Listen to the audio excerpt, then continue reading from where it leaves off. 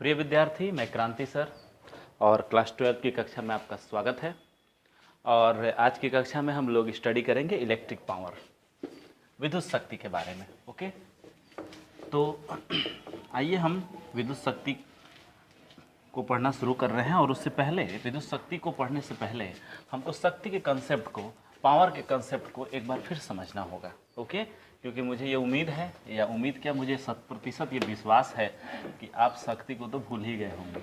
नहीं, क्योंकि first year में आप इसको पढ़े थे और आप स्टूडेंट हैं, तो आपको भूलने और याद करने की आदत तो होनी ही चाहिए। तो आइए हम शुरू कर रहे हैं। और हमारा आज का जो टॉपिक है वो है इलेक्ट्रिक पावर,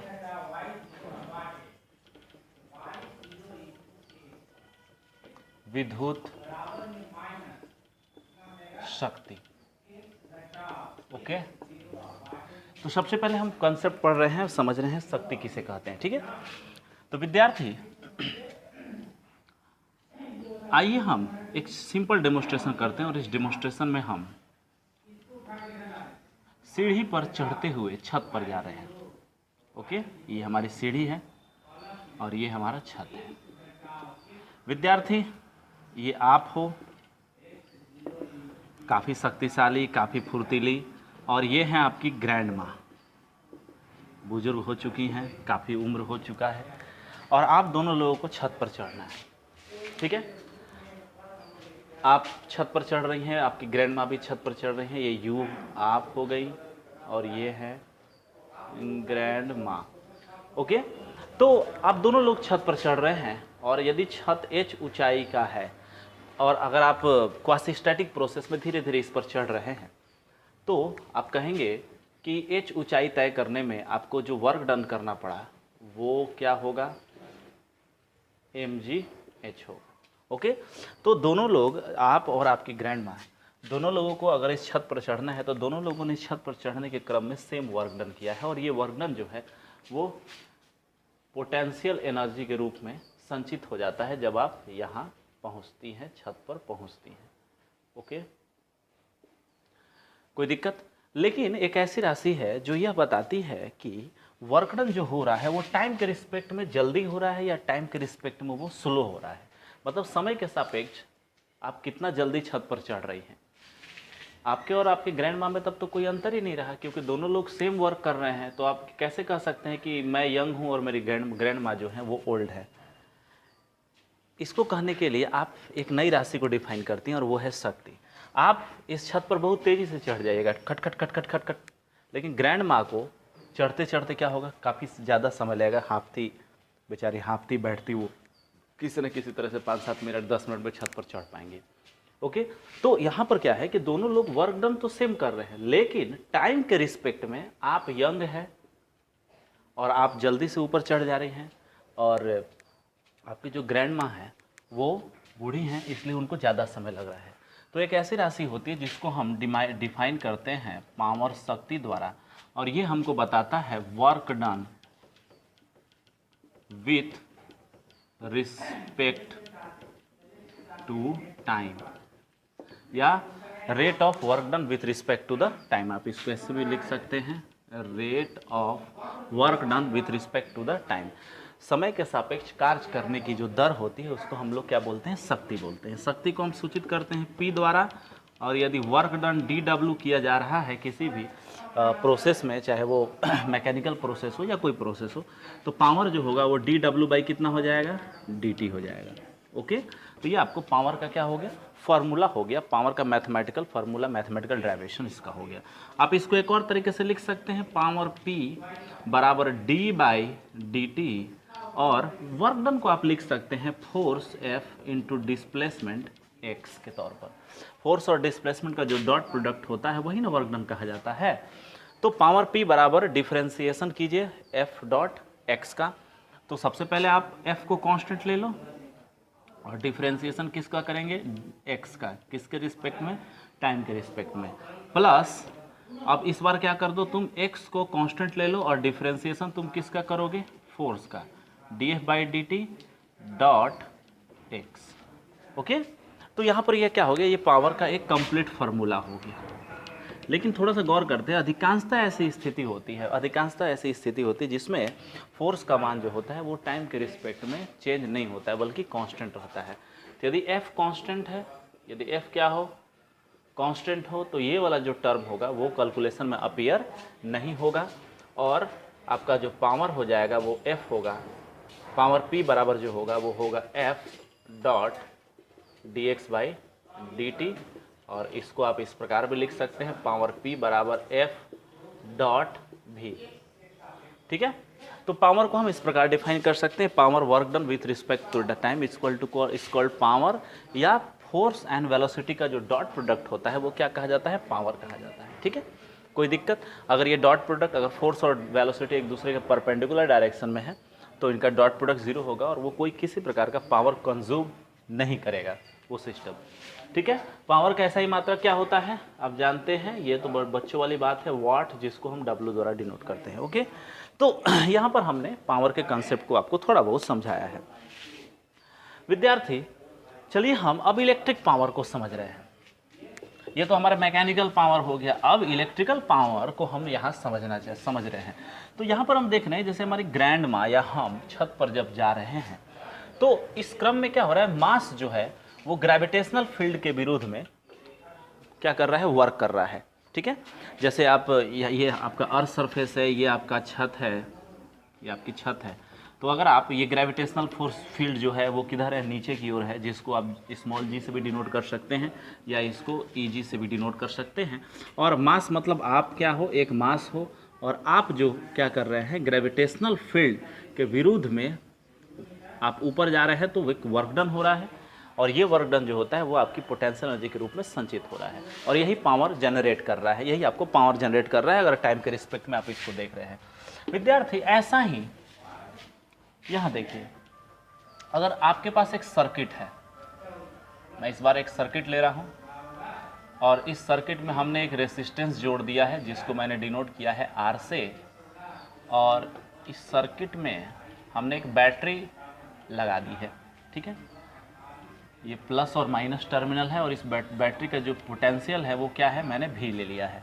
ओके, और इस V पोटेंशियल को जब हम रेजिस्टेंस R से जोड़ रहे हैं तो इस सर्किट में एक करंट फ्लो कर रहा है जिसको मैंने डिनोट किया है I से। तो करंट फ्लो होने का मतलब क्या है, अगर सर्किट में करंट फ्लो हो रहा है तो इसका मतलब सर्किट में चार्ज फ्लो कर रहे हैं। ओके, और अगर करंट की दिशा अगर एंटी क्लॉकवाइज डायरेक्शन में है तो आप जो चार्ज फ्लो करेंगे, अगर वो ऋणात्मक आयन है, निगेटिव चार्ज है, इलेक्ट्रॉन का समूह है, तो उसके अपोजिट दिशा में मतलब काउंटर क्लॉकवाइज डायरेक्शन में। तो ये क्या है, चार्ज फ्लो कर रहे हैं और इस चार्ज फ्लो होने के कारण क्या हो रहा है, आपको वो एक वर्क डन हो रहा है और इसका ही वर्क डन जो होगा वो पावर के कंसेप्ट को प्रदान करेगा। तो थोड़ा सा गौर करते हैं कि विद्यार्थी, अगर आपको इस सर्किट में विद्युत धारा प्रवाहित करनी है तो आपको क्या करना पड़ेगा, सर्किट में एक करंट फ्लो करना पड़ेगा और करंट फ्लो करने के लिए आपको चार्ज को लोअर पोटेंशियल से हायर पोटेंशियल की ओर ले जाना होगा, क्योंकि चार्ज जब लोअर पोटेंशियल से हायर पोटेंशियल की ओर जाएंगे तो करंट हायर से लोअर की ओर प्रवाहित होगी। लेकिन करंट जो होती है वो हमेशा हायर से किधर प्रवाहित होती है, लोअर पोटेंशियल की ओर प्रवाहित होती है। ये हायर पोटेंशियल है प्लस और ये लोअर पोटेंशियल है माइनस, और करंट का जो फ्लो है वो हायर पोटेंशियल से किधर है, लोअर पोटेंशियल की ओर है। तो इसका मतलब है कि चार्ज का जो फ्लो होगा वो किधर होगा, अगर वो निगेटिव चार्ज है तो हायर से किधर होगा, वो आपको लोअर से हायर की ओर होगा, अपोजिट डायरेक्शन में होगा। और इसी चार्ज के फ्लो के कारण जो वर्क डन होगा वही पावर आपको प्रदान करेगा। तो work done by electric field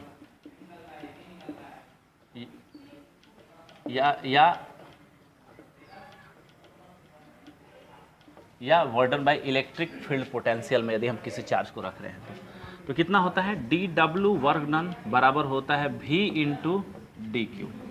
okay, यदि आप स्मॉल चार्ज एलिमेंट को पोटेंशियल V में एक्सेलरेट करा रहे हो या पोटेंशियल V में उसको रख रहे हो तो वो क्या करेगा, एक फोर्स अनुभव करेगा और उस फोर्स अनुभव के कारण उसमें एक डिस्प्लेसमेंट होगा। और वो डिस्प्लेसमेंट क्या होता है, वो डिस्प्लेसमेंट जो होता है dx के फॉर्म में नहीं होगा, वो डिस्प्लेसमेंट यहाँ आपको लिखा हुआ है। वो चार्ज जो होगा फ्लो जब करेगा तो क्या होगा, एक वर्क डन होगा। तो dW बराबर V इंटू dQ, ये आपको वर्क डन हो गया। पावर P बराबर होगा dW बाई dt, बराबर आपको हो जाएगा v कांस्टेंट हमने ले लिया है और dq बाई कितना हो जाएगा, dt हो जाएगा। तो पावर p इक्वल टू हो जाएगा v और dq बाई dt बराबर क्या हो जाएगा, i।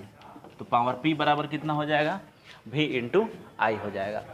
तो ये आपको क्या हो गया, पावर का एक सूत्र मिल गया। तो ये इलेक्ट्रिक पावर है। ये कौन सा पावर है, इलेक्ट्रिक पावर है, क्योंकि यहाँ पर जो भी वेरिएबल हैं वो सारे वेरिएबल्स जो हैं वो इलेक्ट्रिकल वेरिएबल है, मैकेनिकल वेरिएबल नहीं है। आप यहाँ पर देखे थे कि पावर p बराबर आपको जो होता था वो f इन डॉट भी आया था मैकेनिकली पावर के लिए, लेकिन यहाँ पर पावर क्या आया है, पावर p बराबर होता है v इंटू आई। चूँकि यहाँ देखिए फोर्स और वेलोसिटी जो दोनों हैं वेक्टर हैं, लेकिन यहाँ पोटेंशियल डिफरेंस और करंट जो दोनों क्या है, स्केलर है। तो इसलिए इनका डॉट प्रोडक्ट्स मतलब इनका कोई वेक्टर प्रोडक्ट तो होगा नहीं, तो ये स्केलर फॉर्म में मतलब अलजेब्रिक फॉर्म में केवल मल्टीप्लाई हुए हैं। यहाँ पर देखिए अगर आपके पास कोई ब्लॉक है और ये ब्लॉक मोशन कर रहा है तो फ्लो जो होगा इसका, इस ब्लॉक का फ्लो जो होगा वो डिनोट किससे किया जाएगा, वेलोसिटी से डिनोट किया जाएगा। लेकिन अगर किसी सर्किट में यही हम फ्लो देखना चाह रहे हैं तो वो फ्लो किसके फॉर्म में होगा, करंट के फॉर्म में होगा, क्योंकि करंट का मतलब ही होता है कि चार्ज का फ्लो। तो यहाँ करंट जो होगा वो क्या होगा, फ्लो डिनोट करेगा। उसी प्रकार से फोर्स के फॉर्म, फोर्स यहाँ पर क्या है, जो अप्लाइड फोर्स है जो इस वेलोसिटी को उत्पन्न कर रहा है, जो वेलोसिटी को बनाए रख रहा है वो क्या है, एफ है। लेकिन इस सर्किट में चार्ज को फॉलो करने के लिए क्या चाहिए, पोटेंशियल डिफरेंस चाहिए, और ये पोटेंशियल डिफरेंस कौन प्रदान करेगा, ये प्रदान करेगा वोल्टेज या पोटेंशियल डिफरेंस। तो यहाँ वोल्टेज या पोटेंशियल डिफरेंस किस प्रकार व्यवहार करता है, फोर्स की तरह व्यवहार करता है, और करंट कैसा व्यवहार कर रहा है, फ्लो की तरह व्यवहार कर रहा है। तो मैकेनिकली दोनों का जो फॉर्मूला है वो एक जैसा ही है और एक दूसरे की इक्विवेलेंट है, लेकिन जो वेरिएबल्स हैं वो अलग अलग हैं। मैकेनिकल वर्क के लिए फोर्स और वेलोसिटी वेरिएबल्स हैं। फोर्स आपको बताता है, वेलोसिटी फ्लो को बता रही है, और इस फ्लो को जनरेट जो कर रहा है वो क्या है, फोर्स है। लेकिन वही इलेक्ट्रिकल पावर के लिए फ्लो करंट होता है और इसको जनरेट करने वाला जो फैक्टर होता है वो होता है पोटेंशियल डिफरेंस। तो ये क्या हो गया, इलेक्ट्रिक पावर का फॉर्मूला हो गया।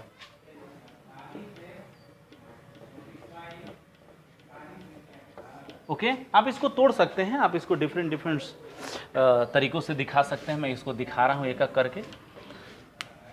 ओके यहां देखिए P बराबर है आपको वी आई। अब देखिए यहां पर आप ओम के नियम को अप्लाई कर सकते हैं, ठीक है। ओम के नियम को अप्लाई जब करेंगे तो ओम्स लॉ, तो V बराबर क्या होता है, आई आर होता है। तो V बराबर क्या होगा, I इंटू आर। अब देखिए जब जैसे ही रेसिस्टेंस आया किसी सर्किट में, जब भी रेसिस्टेंस आएगा तो वो रेसिस्टेंस क्या करेगा, वो रेसिस्टेंस पावर को लॉस करेगा, क्योंकि रेसिस्टेंस का मतलब ही होता है जो करंट का विरोध करे। और जो यदि हम किसी रेसिस्टेंस में, यदि मान लीजिए हमारे पास कोई कंडक्टिंग वायर है और यदि हम इसमें करंट फ्लो कर रहे हैं तो इसका रेसिस्टेंस क्या करता है, इसका रेसिस्टेंस करंट से संबंधित जो एनर्जी होती है उसको हीट या अन्य फॉर्म में लॉस करता है। यही रेसिस्टेंस का काम होता है, ठीक है। मतलब वो विरोध करता है करंट के फ्लो का। तो यहाँ यदि हम ओम्स लगा रहे हैं इस सर्किट के लिए तो V बराबर क्या होगा, I इंटू आर होगा। और R जो होगा वो पावर को क्या करेगा, जनरेट नहीं करेगा बल्कि क्या करेगा, लॉस करेगा। पावर को जनरेट कौन कर रहा है, पावर को सप्लाई कौन कर रहा है, पावर सप्लाई का जो काम है वो पोटेंशियल डिफरेंस या ये जो बैटरी है ये कर रही है। ओके तो यदि ये जो वैल्यू आया P बराबर V इंटू आई, इसमें कोई भी ऐसा फैक्टर नहीं है जो पावर लॉस को बताए। तो ये है पावर सप्लाई, ये क्या है, ये पावर सप्लाई है। लेकिन जैसे आप रेसिस्टेंस शामिल करते हैं सर्किट में रेसिस्टेंस के काम को यदि आप कैलकुलेशन में शामिल करते हैं तो रेसिस्टेंस पावर को लॉस करता है। तो V बराबर आई आर पुट कर देते हैं तो P बराबर V के जगह पर कितना होगा, I इंटू आर हो जाएगा, और यहाँ कितना हो जाएगा, पहले से आई है। तो ये जो पावर होगा ये पावर होगा पावर लॉस, क्योंकि यह जो पावर है यह रेसिस्टेंस से क्या होगी, लॉस करेगी। और P लॉस बराबर आपका हो जाएगा I square into R. Okay अगर एनर्जी कंजर्व है, अगर कंजर्वेशन एनर्जी का पालन हो रहा है तो P सप्लाई और P लॉस दोनों एक दूसरे क्या होंगे, बराबर होंगे। ओके तो ये फार्मूला हो गया, ये पावर लॉस का फार्मूला हो गया और वो पावर सप्लाई का। पावर लॉस को एक और तरीके से आप लिख सकते हैं और वो है पी लॉस, ठीक है। पीएल अगर लिखे तो काम चलेगा ना, इसको हम पीएच डिनोट कर रहे हैं, ठीक है। एस से मतलब सप्लाई और इसको एल से मतलब क्या हो जाएगा, लॉस हो जाएगा।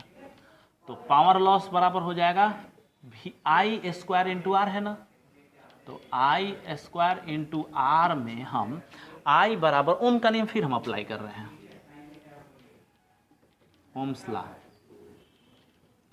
आई बराबर कितना होगा, आई बराबर होगा वी बाई आर, ओम के नियम से यहां।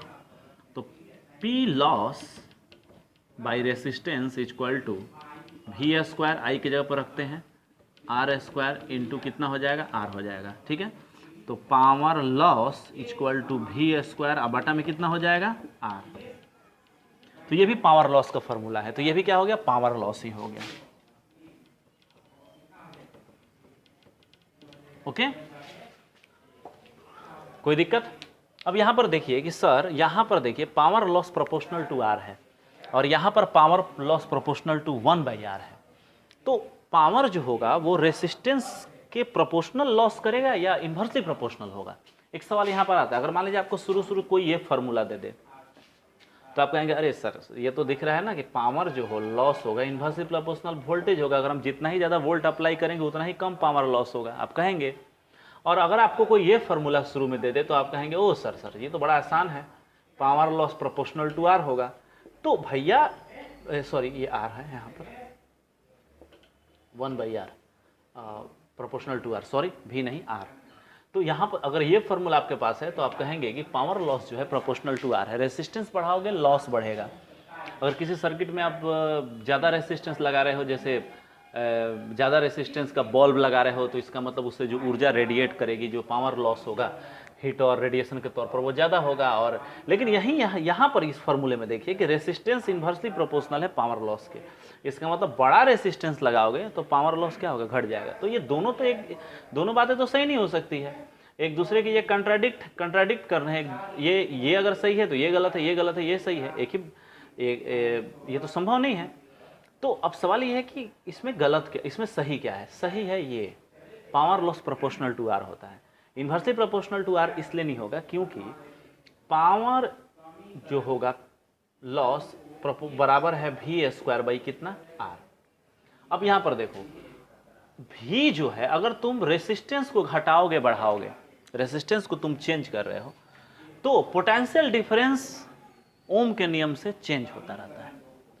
तो अगर यहाँ पर ये बटा में आर है और आर को तुम चेंज कर रहे हो, मान लो आर को तुम घटा रहे हो या आर को तुम बढ़ा रहे हो, तो इसके आर को तुम बढ़ाओगे तो पावर लॉस घटना चाहिए, लेकिन उसी अनुपात में वोल्टेज क्या होगा, इंक्रीज कर जाएगा, पोटेंशियल डिफरेंस इंक्रीज करेगा।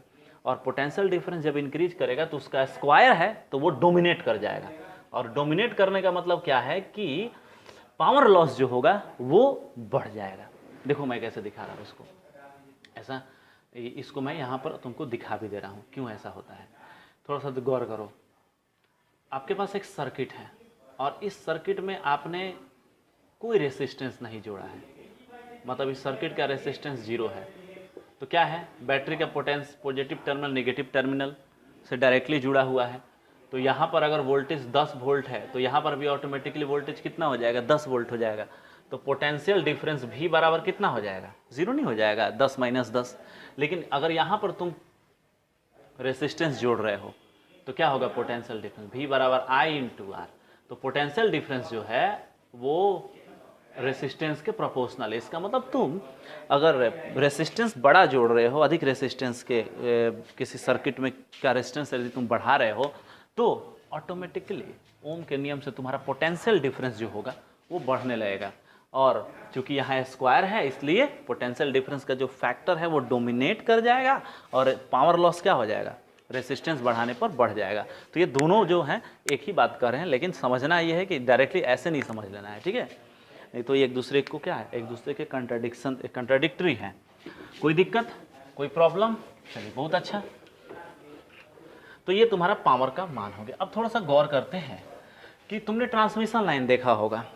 ये ट्रांसमिशन लाइन का मतलब होता है कि पावर हाउस से विद्युत धारा को तुम्हारे घर तक पहुंचाने के लिए जो लाइन होती हैं उसको ट्रांसमिशन लाइन बोलते हैं। जैसे यहाँ देखो, ये है पावर हाउस और ये पावर हाउस है और ये है तुम्हारे ये बड़े बड़े टावर देखा है, ये ट्रांसमिशन लाइन है।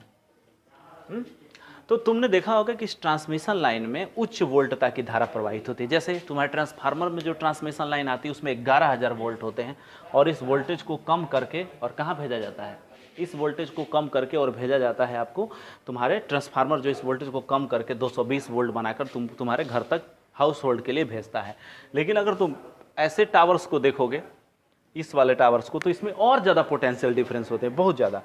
तो ये potential difference, large potential difference या वोल्टेज, लार्ज वोल्टेज क्यों अप्लाई किया जाता है इसके अंदर, इसमें आखिर इसको एक जगह से दूसरी जगह भेजना है तो लार्ज वोल्टेज क्यों अप्लाई किया जा रहा है। कम वोल्टेज 220 पर ही 220 वोल्ट पर ही भेजा जा सकता था, लेकिन इसको लार्ज वोल्टेज 11,000 33,000, लोग कहते हैं 1 लाख, लाखों वोल्ट। तो हम रेलवे ट्रैक के ऊपर जो वायर लगे हुए हैं 25,000 वोल्ट उसमें प्रवाहित होते रहे हैं, जबकि हमें तो 220 वोल्ट ही चाहिए। चाहे वो ट्रेन का मोटर चलाना हो, प्लेन का मोटर चलाना हो, कुछ भी चलाना हो, तो हमको उतना वोल्टेज की जरूरत नहीं है। लेकिन उतने वोल्टेज अप्लाई क्यों किए जाते हैं भाई, इतने वोल्टेज क्यों भेजे जाते हैं? आइए हम इसको देखते हैं। विद्यार्थी, ट्रांसमिशन लाइन जो होते हैं वो बहुत लंबे होते हैं, सैकड़ों किलोमीटर तक, और सैकड़ों किलोमीटर तक होने का मतलब है कि उनके वायर भी तो सैकड़ों किलोमीटर तक फैले होंगे।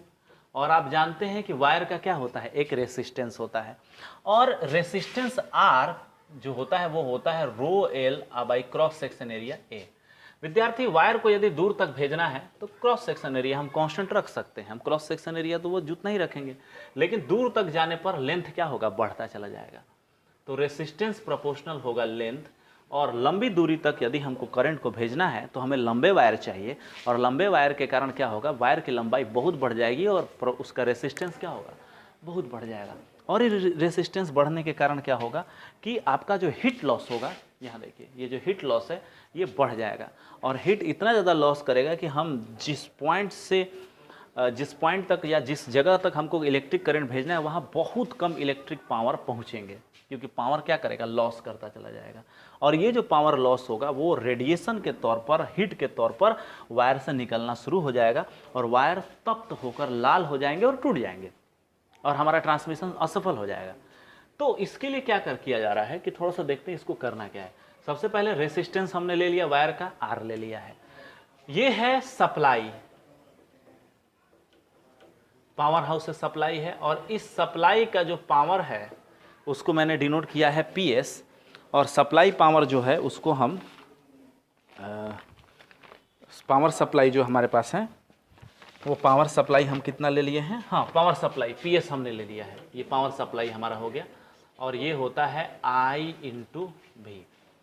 अब देखिए पावर लॉस कितना होगा, इस वायर में तो पावर लॉस करेगा ना, क्योंकि इसका रेसिस्टेंस है, तो पावर लॉस हमारा जो होगा वो होगा आपको I² × R होगा। ओके, चलिए बहुत अच्छा। अब थोड़ा सा गौर करते हैं, पावर लॉस को हम यहाँ लिख सकते हैं I² × V² R, आबाटा में V² कर देते हैं, कोई अंतर पड़ेगा, V² कैंसिल हो जाएगा, कोई अंतर नहीं पड़ेगा। तो ये जो टर्म है, ये टर्म देखिए, ये तो पावर लॉस हो गया जो इस वायर में रेजिस्टेंस के कारण लॉस होगा जब हम लंबी दूरी तक इसको ट्रांसमिट करेंगे। I × V क्या है, पावर सप्लाई है, इसका स्क्वायर है तो पावर सप्लाई का स्क्वायर हो गया R, और यहाँ पोटेंशियल डिफरेंस हो गया जो हमने अप्लाई, जो वोल्टेज है, पोटेंशियल डिफरेंस का मतलब वोल्टेज है जो इसमें भेजा जा रहा है। जैसे ये अगर रेलवे के चलाने के लिए रेलवे ट्रैक के ऊपर जो होता है तो 25,000 वोल्ट हो जाएगा, 33,000 वोल्ट हो जाता है। हमारे हाउस होल्ड में जो आता है वो आपको 11,000 वोल्ट हो जाएगा जो ट्रांसफार्मर तक आता है। तो यहाँ पर आप देखिए कि ये हाँ V² है, ओके V²। तो अब ये इस फॉर्मूले को देखिए, पावर लॉस बराबर पावर सप्लाई स्क्वायर × R, आबाटा में पोटेंशियल डिफरेंस या वोल्टेज का square.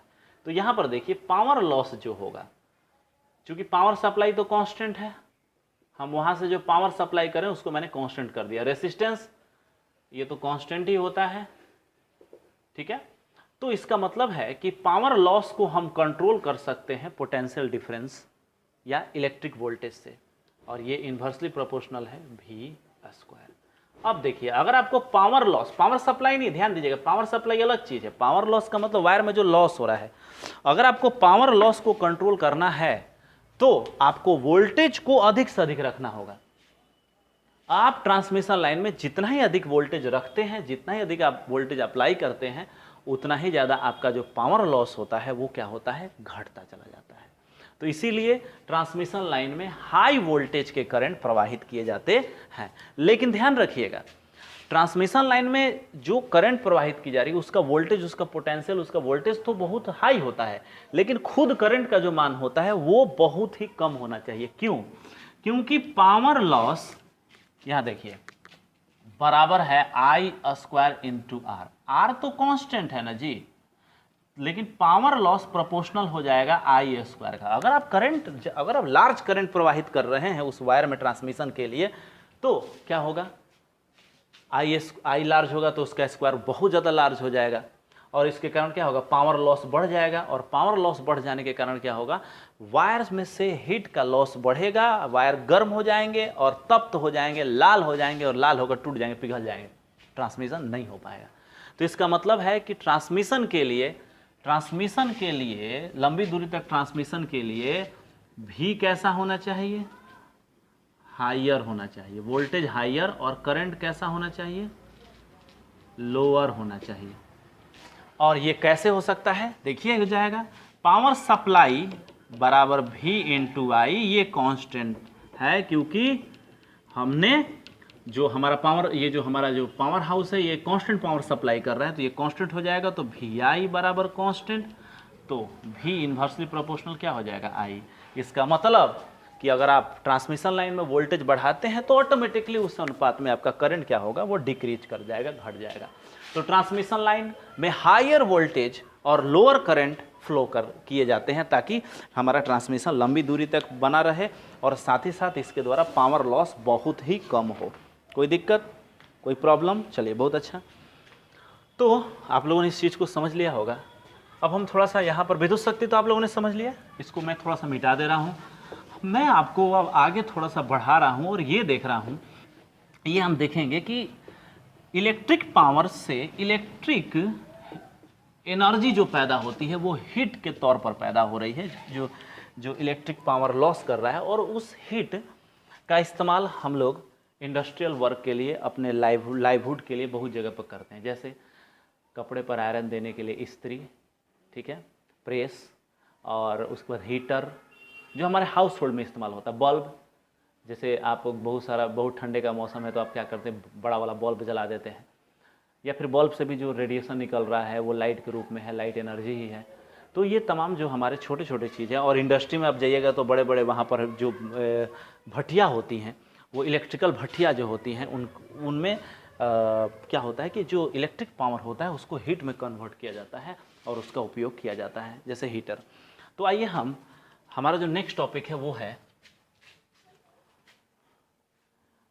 Heating effect of current.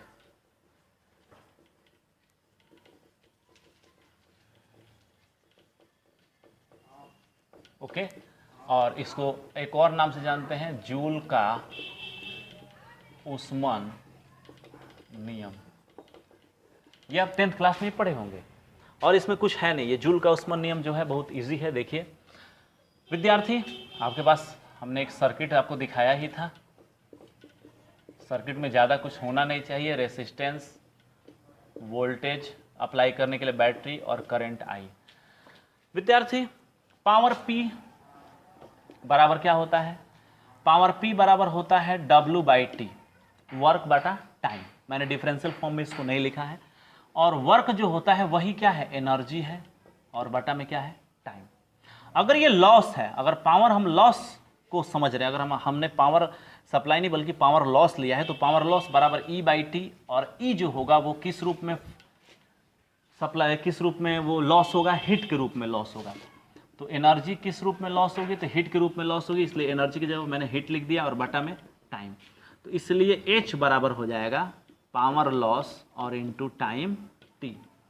Power loss कितना है, यहाँ देखिए, तो पावर लॉस मैंने निकाला है, हाँ, I² R, तो ये हो जाएगा I² इंटू R, और टाइम क्या है, T है। और यही जो नियम है ये कहा जाता है जूल का ऊष्मा नियम, हीटिंग इफेक्ट ऑफ करंट, जो बताता है कि किसी भी सर्किट में करंट प्रवाहित होने के कारण हीट लॉस का जो मान होता है H, वो प्रोपोर्शनल होता है I², प्रोपोर्शनल होता है R का, प्रोपोर्शनल होता है टाइम का। तो आप इसको लिख सकते हैं H proportional to I², proportional to R और प्रोपोर्शनल टू T। अब ये एग्जाम में आ जाएगा, ये तो समझने के लिए हो गया। एग्जाम में आ जाएगा तो कैसे लिखेंगे? एग्जाम में आप एक सर्किट बना लेंगे और फिर लिखेंगे जूल ने विद्युत धारा प्रवाहित होने वाले सर्किट में जो ऊष्मा उत्पन्न होती है उसके लिए एक नियम दिया, और वो नियम क्या था? वो नियम ये था कि किसी परिपथ में उत्पन्न ऊष्मा, किसी परिपथ में विद्युत धारा प्रवाहित करने पर उत्पन्न ऊष्मा H विद्युत धारा के स्क्वायर के समानुपाती होती है, प्रतिरोध के समानुपाती है और समय के समानुपाती होती है। और यही क्या है? जूल का ऊष्मन नियम है। कोई दिक्कत? H बराबर I² R × T। कोई दिक्कत, प्रॉब्लम नहीं होना चाहिए विद्यार्थी यहाँ तक। तो ये जूल का ऊष्मन नियम है और इस नियम को आप क्या करेंगे, यहाँ पर आप इसको ध्यान कर लेंगे। ये एग्जाम के लिए बहुत ही इंपॉर्टेंट पॉइंट है। ओके, अब थोड़ा सा मैं आपको एक और चीज़ के बारे में, इसका एप्लीकेशन एक थोड़ा सा मैं दिखा रहा हूँ। वेल्डिंग मशीन, नाम सुना है आप लोगों ने? वेल्डिंग मशीन, ये जो आपका ये जो कैंपस है, ये जो बन रहा था, तो मैंने उस समय गहराई से वेल्डिंग मशीन को कंसेप्ट से समझा था। ठीक है, क्योंकि हम लोग तो फिजिक्स के टीचर हैं ना, तो फिजिक्स के टीचर हैं तो इंजीनियरिंग से तो दूर है। ऐसे कंप्लीट फिजिक्स का होने का मतलब है कि आप प्रैक्टिकली और इंजीनियरिंग पॉइंट ऑफ व्यू से भी उसको आप समझें। तो वेल्डिंग मशीन, यहाँ वेल्डिंग हो रहा था और मैंने उसके कंसेप्ट को समझा। बहुत सिंपल उसका कंसेप्ट है। ये वेल्डिंग मशीन का बॉक्स है और आप देखते हैं कि यहाँ से एक वायर आते हैं, एक अर्थ होता है और दूसरा जो होता है वो आपको एक अर्थ के लिए दिया जाता है और दूसरा जो होता है वो फेज होता है। और ये आपकी जो है वो वेल्डिंग मशीन है। ठीक है, तो इस वेल्डिंग मशीन में हम लोग जब इस वेल्डिंग को कर रहे थे तो इसके जो अर्थ, ये जो अर्थ वाला वायर है, इसको हम टच भी कर सकते थे। इसके फेज वाले वायर को भी हम टच कर लेते थे, करंट नहीं लगता था। तो मैं सोचा कि यार इतना ज़्यादा इससे ऊष्मा पैदा हो रही है और इससे हमको झटका नहीं लग रहा है। तो ऐसा क्यों? क्योंकि देखिए, वेल्डिंग मशीन का काम है कि हीट को जनरेट करना, और हीट जो है H बराबर है I² R × T। R और T इसको हम लोग कांस्टेंट ले लेते हैं। हम मान लीजिए एक निश्चित समय में कैलकुलेट कर रहे हैं कितना हीट पैदा हो रहा है और रेजिस्टेंस तो कांस्टेंट ही है। तो H प्रोपोर्शनल तो क्या है? I² है। तो हमको अगर हमको हीट प्रोड्यूस करना है, वेल्डिंग करना है, किसी चीज़ को पिघलाना है, तो पिघलाने के लिए हीट प्रोड्यूस करना होगा। और हीट प्रोड्यूस करने के लिए हमको करंट को लार्ज रखना पड़ेगा, क्योंकि लार्ज करंट होगा तो इसका स्क्वायर बहुत ज़्यादा लार्ज हो जाएगा। और क्या करेगा कि ये 220 वोल्ट का जो करंट है जो उसमें सप्लाई किया जा रहा है, थोड़ा मेमोरी फुल हो जाने के कारण वीडियो बंद हो गया था। तो मैं यहाँ था, H प्रोपोर्शनल टू क्या है? I² है। जब मैंने R और T को क्या कर लिया है? कांस्टेंट कर लिया है। ठीक है, तो अगर आप इस वेल्डिंग मशीन को काम कराना चाहते हैं तो आपको इसमें हाई करंट प्रवाहित करना होगा ताकि उसका स्क्वायर बहुत ज़्यादा हो सके और इसी कारण क्या हो गया? ज़्यादा से ज़्यादा हीट प्रोड्यूस हो। और यही हीट जो होगा वो मेटल को क्या करेगा? पिघलाएगा और पिघलाकर उसको आपस में क्या करेगा? जोड़ेगा। लेकिन आप ध्यान रखिए कि मैंने ये कहा मुझे करंट नहीं लग रहे हैं, मैंने इसको टच किया तो मुझे करंट नहीं लगा। अब थोड़ा सा गौर करते हैं। पावर, चूंकि ये वेल्डिंग मशीन पावर लॉस पर काम करता है, जो हम करंट दे रहे हैं वो पावर लॉस करेगा। और पावर लॉस जो होगा वो होता है आपको I² इंटू कितना होगा? R होगा। लेकिन ये पावर लॉस जो होगा वो पावर सप्लाई से ही ना पैदा होगा, और पावर सप्लाई होती है I × V। चूंकि देखिए वेल्डिंग मशीन का पावर सप्लाई जो होती है वो तो कांस्टेंट होती है, तो मैंने पावर सप्लाई को क्या ले लिया है? कांस्टेंट ले लिया है, और इसलिए क्या होगा? I × V बराबर कांस्टेंट। इसका मतलब I इनवर्सली प्रोपोर्शनल क्या हो जाएगा? V। अब देखिए क्या हुआ कि करंट हमको लार्ज चाहिए, लेकिन लार्ज करंट हमें कब मिल सकता है? जब हमारा पोटेंशियल डिफरेंस या वोल्टेज क्या हो? बहुत कम हो। अगर हमारा वोल्टेज टेंड्स टू 0 होगा तो करंट हमारा टेंड्स टू क्या होगा? इन्फिनाइट होता चला जाएगा। मतलब इन्फिनाइट तो होगा नहीं, लार्ज हो जाएगा। तो इसीलिए किसी वेल्डिंग मशीन को काम करने के लिए उसमें करंट का जो करंट प्रवाहित उसमें उच्च होना चाहिए, उच्च धारा प्रवाहित होनी चाहिए। लेकिन उच्च धारा तभी प्रवाहित हो सकती है कांस्टेंट पावर पर जब हम वोल्टेज को क्या रखें? कम रखें। इसीलिए जब इसको छू रहा था, इस वायर को छू रहा था तो कम वोल्टेज के कारण पोटेंशियल डिफरेंस जो जनरेट हो रहा था मेरे उंगली और पैर के बीच में या मेरे शरीर के डिफरेंट पार्ट के बीच में, वो इतना नगण्य था कि मुझे करंट का आभास नहीं हो रहा था, मुझे कोई झटके नहीं लग रहे थे। ओके, कोई दिक्कत? तो ये वेल्डिंग मशीन का कॉन्सेप्ट है। अब हमने इन चीज़ों को पढ़ लिया।